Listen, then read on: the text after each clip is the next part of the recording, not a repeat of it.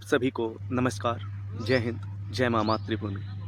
आज जनहित जनता के जागरण हेतु जिस दृष्टिकोण पे नीच नेताओं द्वारा नीचता करने के बाद, यानी हम जनता को आपस में लड़ाने के बाद जो पर्दा डाला जाता है, उसी पर्दा को उठाने के उद्देश्य से आप विश्व में शिक्षा की ओर बढ़ रहे हैं। उस शिक्षा की सार्थक उपयोगिता के उद्देश्य से वो नपुंसक ना हो जाए, यानी आपके पास शिक्षा है किंतु काम नहीं कर पाए, सार्थक उसका सदुपयोग ना दे पाए, उसके उद्देश्य से हम यह वीडियो बना रहे हैं।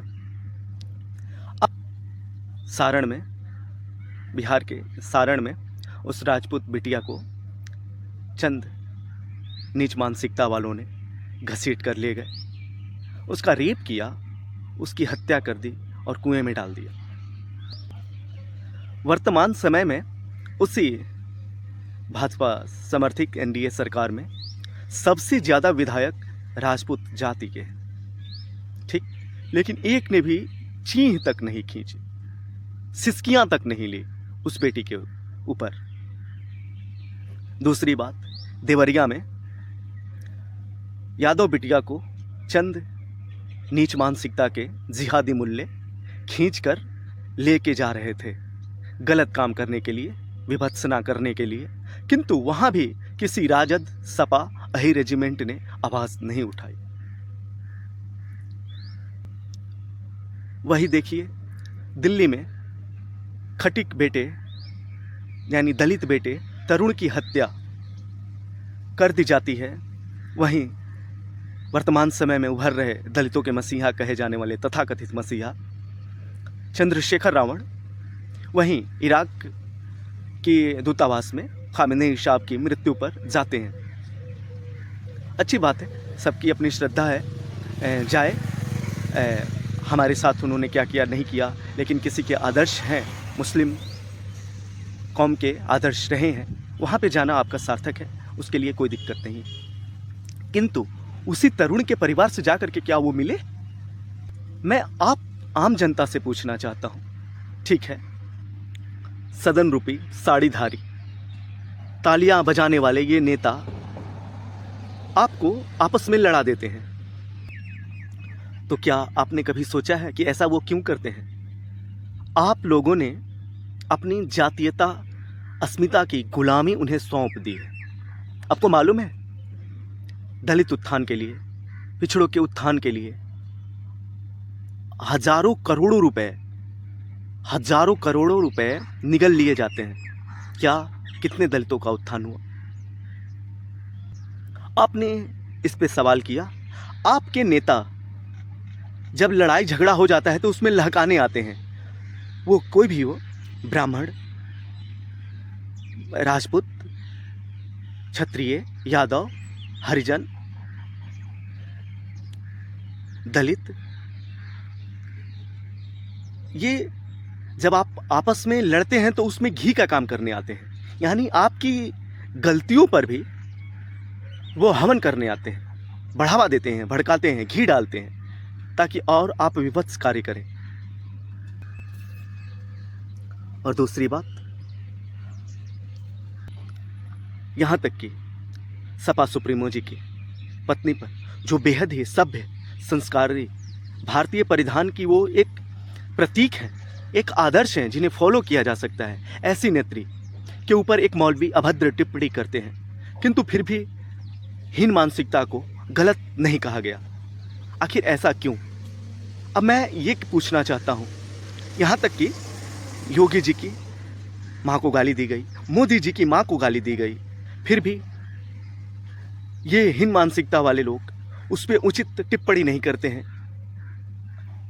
उस पर उचित कार्रवाई नहीं करते हैं, उसे गलत नहीं कहते हैं, उनके लिए सख्त कानून नहीं बनाते हैं, और उनका मन बढ़ता जाता है दिन पे दिन।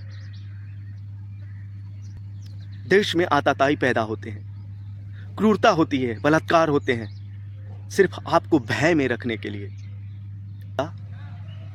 अपने ऊपर हुए अभद्रता, अपमान को सिर्फ सदन रूपी साड़ी धारण करने के उद्देश्य से नहीं बोल पाते, आपकी जातीय अस्मिताओं से आप ही का वोट लेकर के आपका विकास नहीं कर पा रहे, उत्थान नहीं कर पा रहे। आपने कभी सवाल किया है कि हमारे आयोग में इतने पैसे आते हैं, हमारे बुनियाद तक कितने पहुँचे हैं, लेकिन आपको लड़ाया जाता है। सोचिए, आज आपकी बहन बेटियों को खींच के लेके जाया जा रहा है। आप जातियों में इतने बट गए हैं, पहले उसी गांव में कोई भी क्रूरता, अभद्रता, नीचता कर देता था, सारा गांव एकजुट होकर के उन्हें मारता था, कुचलता था, यानी गलत चीज़ को गलत कहता था।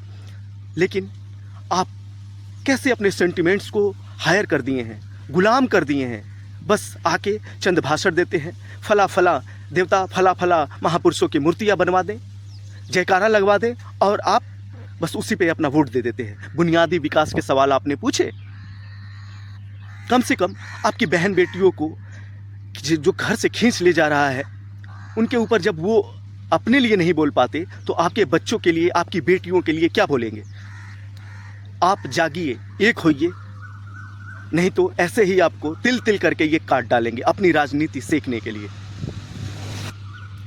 सोचिए, भाजपा से पहले जो कांग्रेस सरकार थी, दलित, ब्राह्मण और मुस्लिम 3 वोट बैंक लेकर के चलती थी।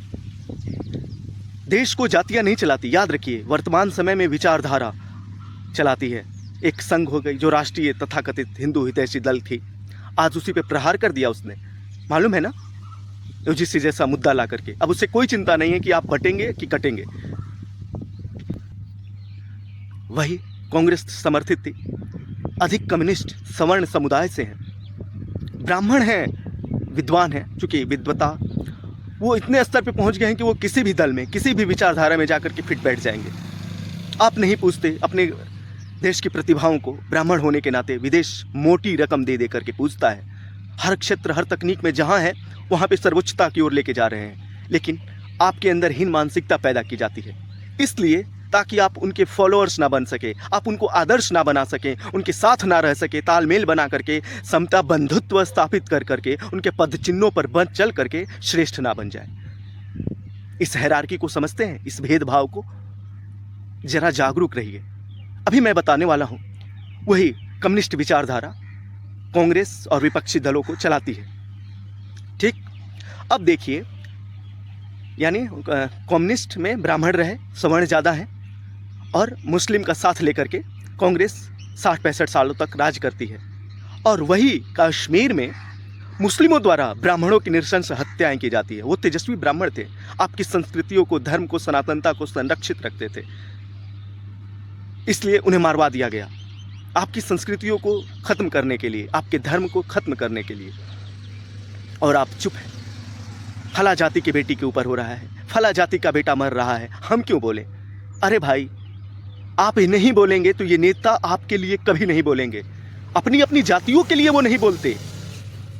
तो सोचिए, आपका ये जातिवादी होना कितना भयावह हो गया है। अपनी बेटियों की रक्षा के लिए आप आवाज नहीं उठा सकते, समाज की बेटियों की रक्षा के लिए आवाज नहीं उठा सकते। कोई नीच नेता, कोई नीच अधिकारी ओछी मानसिकता लेकर स्टेज पर भरे समाज में, क्या समाज सिर्फ वो ब्राह्मणों का होता है? क्या देश का समाज सिर्फ सवर्णों का है? क्या देश का समाज बहुजनों का, यादवों का, दुसाध बंधुओं का, पासवान बंधुओं का, हरिजन बंधुओं का नहीं है? क्या धर्म किसी पूरा देश किसी एक धर्म का है? तो ये सद्भाव क्यों नहीं पैदा करते? आपको आपस में क्यों लड़ाते हैं? चूंकि बुनियादी मूल मुद्दे शिक्षा, बेरोजगारी, रोटी, कपड़ा, मकान एक छलावा के रूप में बस आपके पास पहुंचे। आपको चाटने मात्र के लिए फेंकी हुई रोटियां दे दी जाती है और आप उसी पे फिसल जाते हैं। बुनियादी अरबों अरबों रुपए जातिवाद खत्म करने के नाम पर डकार लिए जाते हैं। संविधान में आपके जाति है और वो समाज से जातिवाद खत्म करना चाहते हैं। कैसे होगा? जरा कभी सोचा है आपने? जब हाई कोर्ट, सुप्रीम कोर्ट की टिप्पणियां आती हैं कि अंतरजातीय विवाह करने से जातियां खत्म नहीं हो जाती, आपने कभी ये सोचा है कि देश और समाज को संविधान चलाता है, समाज और देश को संविधान को नहीं चलाता है? तो जागरूक रहिए, एक होइए, अपने साथ रहिए, आपके आसपास में रह रहे किसी भी जाति का कोई भी हो, उसकी मदद करने कोई नेता नहीं आएगा। वो अपनी मदद नहीं कर रहे हैं तो आपकी क्या करेंगे? सिर्फ अपनी सत्ता की कुर्सियां बचाने के लोभ में वो कुछ भी करते हैं। आप उस लोभ में मत पड़िए। आपको कुछ लाभ नहीं मिल रहा है, सिर्फ नुकसान मिल रहा है। आप किस लोभ में हैं? वो सदन रूपी साड़ी धारण करने के लिए बस बैठे हुए हैं, आपकी आवाज़ें कुचल देते हैं। आप एक ना हो, आप सार्थक टिप्पणियां ना कर सकें, सार्थक बुनियादी सवाल ना कर सकें, और आप बढ़ जाते हैं। सिर्फ आपकी जातिवादिता, आपकी धर्मवादिता खत्म कर देती है। अरे भाई, कितने आप शिक्षा के दुनिया में रहते हुए भी, शिक्षा की ओर बढ़ते हुए भी नपुंसकता की कोड़ ओढ़ ली है आपने। आपने उन्हें मालिक बना रखा है, और वो मालिकाना हक लेकर भी आपके साथ सिर्फ गलत करते हैं, सिर्फ गलत करने के लिए बने हैं। वो अगर कुछ नहीं कर सकते तो आप आसपास पड़ोस में हुए गलत किसी भी मुद्दे पर जाइए, उस थाने का, उस क्षेत्र के उच्च अधिकारियों का, विधायकों का सवाल करिए, घेराव करिए और जवाब मांगिए कि कब तक ये निर्णय होगा। बेचारे गरीब, दलित, वंचित इस भारतीय न्याय व्यवस्था की हजारों लाखों रुपए फूंक करके वर्षों तक न्याय के लिए भटकते हैं। उनको न्याय तत्काल करने की, सुनिश्चित करने की आवाज़ उठाइए। कमियां संविधान में है जिससे हमारा देश चलता है, आप उसकी मांग करिए। वहाँ सुधर गया तो सारा देश संरक्षित होकर के चलेगा। जय हिंद, जय भारत। जागरूक रहिए हमारे देश के जन जन।